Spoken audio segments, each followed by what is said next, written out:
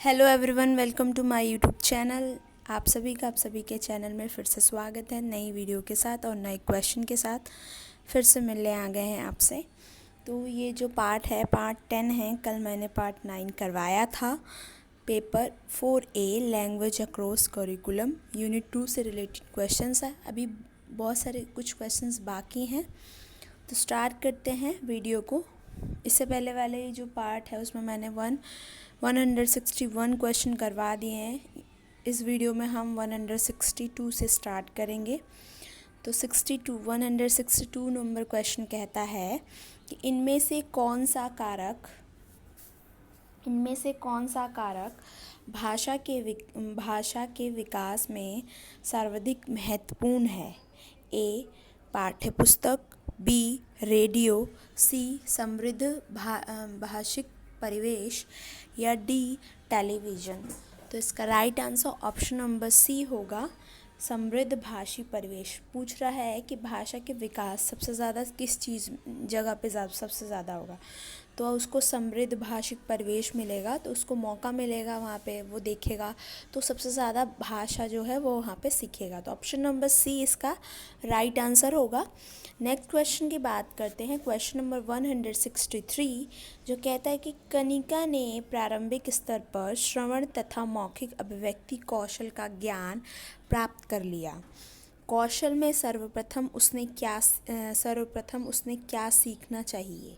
ठीक है, option number ए वाक्यों को पढ़ना, बी वर्ण पहचान, सी शब्दों को पढ़ना या डी कहानी को पढ़ना। तो सबसे पहले क्या सीखना चाहिए उसको, प्रारंभिक स्तर में उसको वर्ण को पढ़ना आना चाहिए।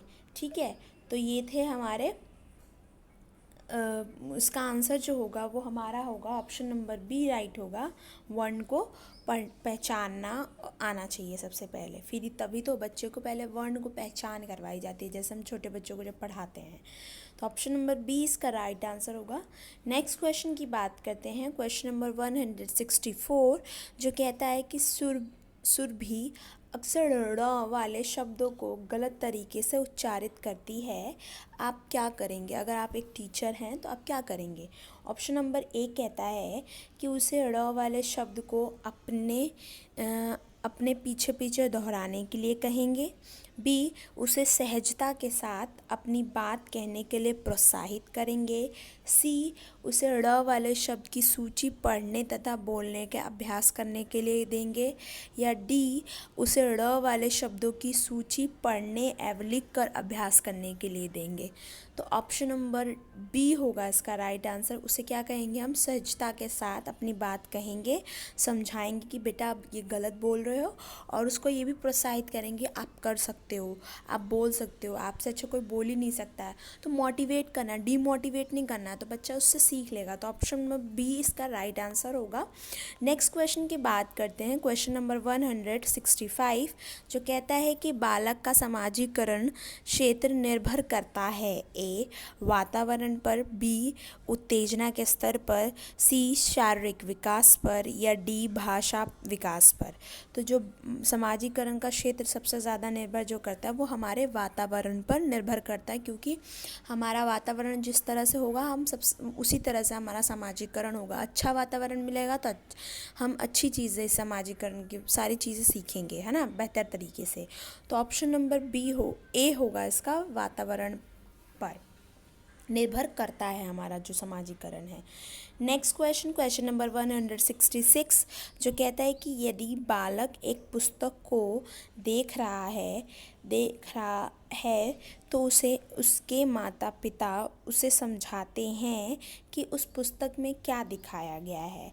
इससे माता पिता अपने बच्चों की डैश वृद्धि का मापन कर सकते हैं। ए मानसिक वृद्धि का, बी शारीरिक वृद्धि का, सी सांस्कृतिक या डी सामाजिक वृद्धि का। तो बच्चा मम्मी पापा क्या देखना चाह रहे हैं उसमें, बच्चे की कौन सी वृद्धि माप सकते हैं कि मानसिक वृद्धि का, कि बच्चा जो है वो बुक की पिक्चर्स को देखकर कितना समझ रहा है, उसको कितनी उस चीज़ के बारे में नॉलेज है। तो ऑप्शन नंबर ए इसका राइट आंसर होगा। नेक्स्ट क्वेश्चन नंबर 167 जो कहता है कि समान संज्ञानात्मक विकास का सिद्धांत किसने दिया था? बहुत ही इजी क्वेश्चन है, सबको पता होगा, ऑलमोस्ट सबको पता होना चाहिए, और जिसको नहीं पता तो प्लीज़ वो याद कर लें। Option number A Vygotsky, B Bloom, C प्याजे या डी विलियम। तो ये बात जो संज्ञानात्मक विकास का सिद्धांत जो है वो प्याजे ने दिया था, जो कि हमने पढ़ा है। अगर आपने थ्योरी पढ़ी होगी तो आपको पता होगा। नेक्स्ट क्वेश्चन नंबर 168, जो कहता है कि बालक सबसे पहले सर्वप्रथम भाषा कहाँ से सीखता है? ये भी इजी है। ए स्कूल, बी समाज, सी परिवार या डी मित्रों से। तो जो बालक है वो सब सर्वप्रथम जो भाषा सीखता है वो अपने परिवार से सीखता है, क्योंकि जब बालक स्कूल में आता है तो वो कुछ ना कुछ वर्ड्स और भाषा सीख के आता है अपने घर से, जो कि वो अपने घर से सीख के आता है। ठीक है, तो ऑप्शन नंबर सी इसका राइट आंसर होगा। नेक्स्ट क्वेश्चन नंबर 169, जो कहता है कि श्रवण कौशल से डैश किया जा सकता है? ए अभिव्यक्ति, बी ग्रहण, सी शिक्षण या डी पठन। तो श्रवण कौशल किससे रिलेटेड होता है कि हम सुनकर किसी चीज़ के बारे में ग्रहण करते हैं, नॉलेज को ग्रहण करते हैं। तो इसमें क्या होगा? ऑप्शन नंबर बी ग्रहण करते हैं, कि मतलब कोई भी अगर कुछ बोल रहा है तो उसमें उसने क्या बोला है, या क्या हमें उस चीज़ को समझना है, क्या हमें याद रखना है, तो हम उसको क्या करते हैं? ग्रहण करते हैं। तो ऑप्शन नंबर बी इसका राइट आंसर होगा। नेक्स्ट क्वेश्चन नंबर 170, जो कहता है कि श्रवण कौशल का मुख्य उद्देश्य है? ए श्रवण प्रक्रिया द्वारा अर्थ ग्रहण कराना, बी बातचीत के योग्य बनाना, सी अभिव्यक्ति में सहायता स्पष्ट करना या डी स्वरवाचन के योग्य बनाना। तो इसका राइट आंसर ऑप्शन नंबर ए होगा, श्रवण प्रक्रिया द्वारा अर्थ ग्रहण करवाना। जैसे कि जब हम बच्चों को प्राथमिक जब बच्चे आते हैं तो हम क्या करते हैं, छोटी क्लासेस में पहले उनको पोएम्स वगैरह सुनाते हैं, ताकि बच्चे उनको सुनते हैं, फिर उसकी मीनिंग को क्या करते हैं? गेन करते हैं, कि मतलब उस पोएम में क्या बोला गया, अच्छी बातों को बताया जाता है कि बच्चों ऐसे करना चाहिए। तो हम पोएम के उससे क्योंकि बच्चा पढ़ना नहीं जानता ना अभी, तो वो सुन के ही जो चीज़ें सीखता है वो सीखता है, तो ग्रहण करता है, अर्थ को ग्रहण करता है। ऑप्शन नंबर ए इसका राइट आंसर होगा। नेक्स्ट क्वेश्चन नंबर 171, जो कहता है कि भाषा की कक्षा का माहौल कैसा होना चाहिए? ए जहाँ बच्चों की उनकी बात कहने और सुनने का अधिक अवसर मिले, ठीक है, बी जहाँ शिक्षक बोले और बच्चे ध्यान से सुने, या सी जहाँ भाषागत शुद्धता पर अत्यधिक बल हो, या डी दीवारों पर सूक्तियाँ लिखी हों। तो आप सबको पता होगा ऑप्शन नंबर ए इसका राइट आंसर होगा, कि भाषा की कक्षा का माहौल कैसा होना चाहिए? स्वतंत्र होना चाहिए, जिसमें टीचर भी बोले और बच्चा भी बोले, और उसको बोलने और सुनने का अवसर अधिक से अधिक अवसर मिले। एक्टिव बच्चा होना चाहिए, टीचर भी एक्टिव होना चाहिए और स्टूडेंट भी एक्टिव होना चाहिए, जिससे कि जो बच्चे हैं वो अच्छे से सीखेंगे और उनको इंटरेस्ट भी आएगा क्लास में, नहीं तो वो क्लास जो है वो बोरिंग हो जाएगी। इसलिए ऑप्शन नंबर ए इसका राइट आंसर होगा। नेक्स्ट क्वेश्चन नंबर 172, जो कहता है कि हिंदी भाषा की पाठ्य पुस्तक में लोकगीतों को शामिल करने का कौन सा उद्देश्य सबसे कम महत्वपूर्ण है? कि हिंदी भाषा की जो पाठ्य पुस्तक है उसमें लोकगीतों को शामिल करने का कौन सा उद्देश्य जो है सबसे कम महत्वपूर्ण है? 3 तो बहुत महत्वपूर्ण होंगे, एक जो होगा वो बिल्कुल भी महत्वपूर्ण नहीं होगा। ऑप्शन नंबर ए लोकगीतों से समृद्ध राज्यों की जानकारी देना, बी लोकगीतों की रसानुभूति, सी लोकगीतों के माध्यम से भारत की सांस्कृतिक विशेषताओं से परिचित करवाना, डी लोकगीतों की भाषिक विशेषताओं से परिचित होने का अवसर मुहैया करवाना। तो ऑप्शन नंबर ए इसका राइट आंसर होगा, लोकगीतों से संबद्ध राज्यों की जानकारी देना, ये सबसे कम महत्वपूर्ण होगा। बाकी ये 3 ऑप्शंस बहुत ही महत्वपूर्ण होंगे, इम्पॉर्टेंस माने गए हैं। नेक्स्ट क्वेश्चन नंबर 173, जो कहता है कि कलिका हिंदी भाषा में बोलते समय कई बार अटकती है, आप क्या करेंगे? ए ऑप्शन नंबर ए कहता है कि उसे प्रवाहपूर्ण अभिव्यक्ति के नमूने सुनाएंगे और कहेंगे कि उसे भी हूबहू ऐसे ही बोलना चाहिए। बी, कक्षा के बाकी बच्चों से कहेंगे कि कलिका के समक्ष प्रवाहपूर्ण अभिव्यक्ति के नमूने प्रस्तुत करें। या सी, कक्षा में केवल कलिका को ही बार बार बोलने के लिए कहेंगे। या डी, धैर्य रखते हुए उसे सहज अभिव्यक्ति के लिए प्रोत्साहित करेंगे। तो इसका right answer option number D होगा। हमें क्या करना होगा कि धैर्य रखते हुए सहज अभिव्यक्ति करने के लिए उसको प्रोत्साहित करेंगे, ताकि वो ये बच्ची जो है वो डरे ना और अपने अच्छे से बोल पाए। नेक्स्ट क्वेश्चन नंबर 174, जो कहता है कि संवाद तभी सार्थक होता है जब ए, मधुर आवाज़ में हो, बी, शांत माहौल में हो, सी, ज़रूरी बात कहना हो, या डी, कहने और सुनने वाले सक्रिय हों। तो ऑप्शन नंबर डी इसका राइट आंसर होगा। कहने और सुनने वाले सक्रिय हों तो संवाद एक सार्थक माना जाता है। नेक्स्ट क्वेश्चन नंबर 175, जो कहता है कि लेखन कौशल में कौन सा पक्ष सबसे कम महत्वपूर्ण होता है।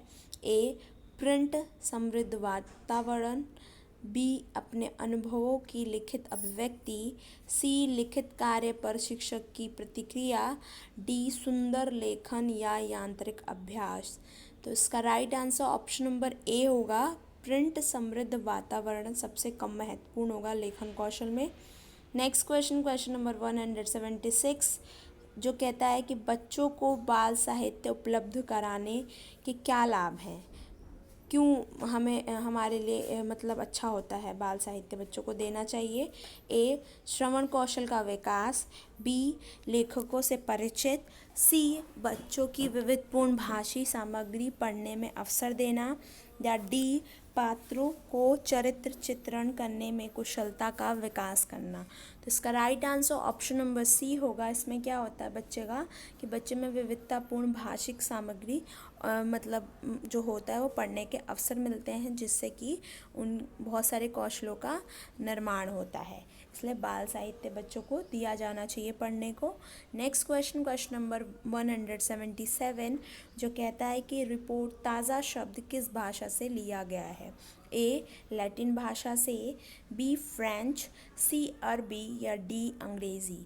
तो ये जो शब्द है वो है फ्रेंच से लिया गया है। ऑप्शन नंबर बी इसका राइट आंसर होगा।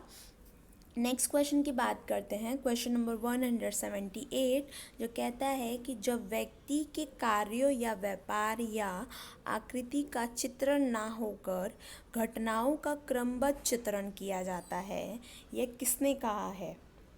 ए, डॉक्टर उमा मंगल ने, बी, भागीरथ मिश्र ने, सी, शिवानंद ने, या डी, इनमें से कोई नहीं। तो इसका राइट आंसर ये डेफिनेशन है, ये ऑप्शन, इसका राइट आंसर ऑप्शन नंबर ए होगा। इस बात को डॉक्टर उमा मंगल जी ने कहा है। नेक्स्ट क्वेश्चन नंबर 179, जो कहता है कि निम्नलिखित में से कौन सा होना चाहिए, कौन सा रिपोर्ट लेखन करते समय हमें ध्यान रखना चाहिए किन बातों का। ए, जो रिपोर्ट है वो तथ्य आधारित होनी चाहिए, सरल और सहज होनी चाहिए, बी, मुहावरों और लोकोक्तियों का उसमें प्रयोग नहीं होना चाहिए, और डी, ये सभी। तो इसका right answer option number D होगा कि ये सारे ही क्वालिटी एक रिपोर्ट लेखन में होनी चाहिए। नेक्स्ट, ये थे कुछ क्वेश्चंस, और भी बहुत सारी जो बातें हमें जो ध्यान रखनी होती है रिपोर्ट लिखते समय, वो मैंने बुक से ही मैंने वो लाइंस ले ली हैं, बहुत सारी हैं, इसलिए मैंने उस बुक को ही लगा दिया। मैं आपको पढ़ के बता देती हूँ। जैसे कि लिखा है कि आवश्यकता और उसके गुण। तो देखिए, रिपोर्ट की लेखन करते समय हमें कौन कौन सी शर्तों को ध्यान देना चाहिए। पहला, तथ्य आधारित होना चाहिए। दूसरा, सहज और सरल स्पष्ट होना चाहिए। मुहावरों लोकोक्तियों का प्रयोग नहीं होना चाहिए। भाषा में व्यंजन तथा लक्षणा आदि शब्द शक्तियों के लिए कोई स्थान नहीं होना चाहिए। सिंपल होना चाहिए। रिपोर्ट में प्रथम पुरुष का प्रयोग नहीं किया जाना चाहिए। सभी तथ्य सत्य होने चाहिए, विश्वसनीय होने चाहिए, झूठ बिल्कुल नहीं होना चाहिए। रिपोर्ट लिखते समय लेखक को कल्पना का बिल्कुल प्रयोग नहीं करना, जो रियलिटी है बिल्कुल वही लिखना है। एट्थ बोलता है कि शब्द अथवा वाक्यों में अनेक अर्थ नहीं निकलने चाहिए। जैसे कुछ वर्ड्स होते हैं, उनके लिख रहे हैं, उसके दो अर्थ निकल, ऐसे वर्ड्स को या वाक्यों का प्रयोग बिल्कुल नहीं होना चाहिए। स्पष्ट वाक्य होने चाहिए जिसका एक ही अर्थ हो। केवल महत्वपूर्ण तथ्यों को ही आवश्यक मतलब उसमें देना चाहिए, फालतू की बातें नहीं। और संक्षिप्त होना चाहिए, छोटा होना चाहिए। 10th बोलता है क्रम अनुसार होना चाहिए और पूरी जानकारी व्यवस्थित होनी चाहिए, व्यवस्थित रूप से। उचित शीर्षक भी देना चाहिए ताकि पता चल जाए कि अब रिपोर्ट पढ़ते ही हमें पता चल जाए कि इसमें क्या हमें नॉलेज मिलने वाली है या हमें पता लगने वाला है। फिर बोलता है कि रिपोर्ट के तथ्यों के आधार पर विषय को अनुच्छेद में विभक्त किया जाना चाहिए, लेकिन ये कोई आवश्यक नियम नहीं है, ठीक है। अब आता है रिपोर्ट लेखन के उद्देश्य क्या हैं, क्यों लिखी जाती है रिपोर्ट लेखन। ये होता है लेखन द्वारा विषय संबंधित तथ्यों की जानकारी मिलती है हमें। घटना का सत्य वृत्तांत प्रस्तुत करना माना गया है इसमें। विद्यार्थियों के विषयों और घटनाओं में आदि के बारे में हमें जानकारी मिलती है। सोचने और निरीक्षण करने के बाद भाव में क्रमबद्ध रूप से व्यक्त करने के सक्षम बनाया जाता है। बच्चे जब लिखते हैं तो उनमें इन कौशलों का विकास हो जाता है। फिर मातृभाषा को शुद्ध रूप से लिखने तथा उसे प्रयोग करने की क्षमता का विकास होता है बच्चों में, इसलिए रिपोर्ट लेखन जो होता है वो बच्चों से लिखवाया जाता है। फिर आता है उसमें बच्चों में तर्क शक्ति, विवेक शक्ति, इन सारी क्षमताओं का भी विकास होता है। बच्चे जो है अपने विचार को क्रमबद्ध तरीके से बोलने और लिखने से आदत पड़ जाती है उनको। फिर वो इतना सक्षम बनाया जाता है कि वो सावधानी से अपने बात को व्यक्त कर सकते हैं, उनमें आत्मविश्वास आ जाता है। व्यवहारिक जीवन में लेखन का बहुत ही इम्पोर्टेंस है। बहुत सारी क्षमताएं विकसित हो जाती हैं, इसकी वजह से बच्चों को ये करवाया जाता है। विविध शैलियों के बारे में जानकारी मिल जाती है उनको, मौलिक चिंतन की आदत हो जाती है। रिपोर्ट लेखन में सामग्री संकलन का आदत का विकास हो जाता है। साहित्य के प्रति उनकी जो प्रवृत्ति है वो अच्छी हो जाती है, वो रुचि लेते हैं उसमें। फिर अब आपको रिपोर्ट लेखन में आवश्यक कौन से गुण होने चाहिए वो बात करते हैं। सबसे पहला गुण जो बोला गया है कि रिपोर्ट लेखन सुंदर, सुडौल और स्पष्ट होना चाहिए, साफ होना चाहिए। उस विचार में प्रवाह होना चाहिए, क्रमबद्धता होनी चाहिए, सरल सहज होना चाहिए, उपयुक्त विराम चिन्हों का प्रयोग होना चाहिए, तर्क सहित प्रस्तुत किया जाना चाहिए कि क्यों, रीज़न क्या है, और अनुच्छेद विभक्त किया जाना चाहिए, भाषा व्याकरण समस्त होना चाहिए। और प्राथमिक कक्षाओं में रिपोर्ट लेखन की भाषा अधिक गुण और परिनिष्ठ होनी चाहिए, मतलब इजी होनी चाहिए और उनके नॉलेज के अनुसार, उनके हिसाब से होनी चाहिए। ये थे हमारे रिपोर्ट लेखन के गुण, कौन से हों, किस तरह के गुण होने चाहिए, क्या उद्देश्य होने चाहिए और क्यों लिखवाया जाता है, और किस प्रकार की शर्तें कही गई हैं अगर हम रिपोर्ट लेखन करते हैं। तो ये थे हमारे क्वेश्चंस। अभी हमारी 1 या 2 वीडियो में ये बुक कंप्लीट हो जाएगी। आज नई वीडियो के साथ आज ही फिर से मिलेंगे। उम्मीद है क्वेश्चंस अच्छे लगे होंगे। प्लीज़ अगर अच्छे लगे होंगे तो लाइक, शेयर, कमेंट ज़रूर करें। और नेक्स्ट वीडियो में आपसे फिर से मिलते हैं उसके और नए क्वेश्चन के साथ। और मैं लिंक डिस्क्रिप्शन में डाल दूँगी, जिसने नहीं देखा है तो इस पिछली वीडियो देख लें और टेलीग्राम पर ज्वाइन हो जाए ताकि आपको PDF प्रोवाइड हो सके। Okay, thank you everyone.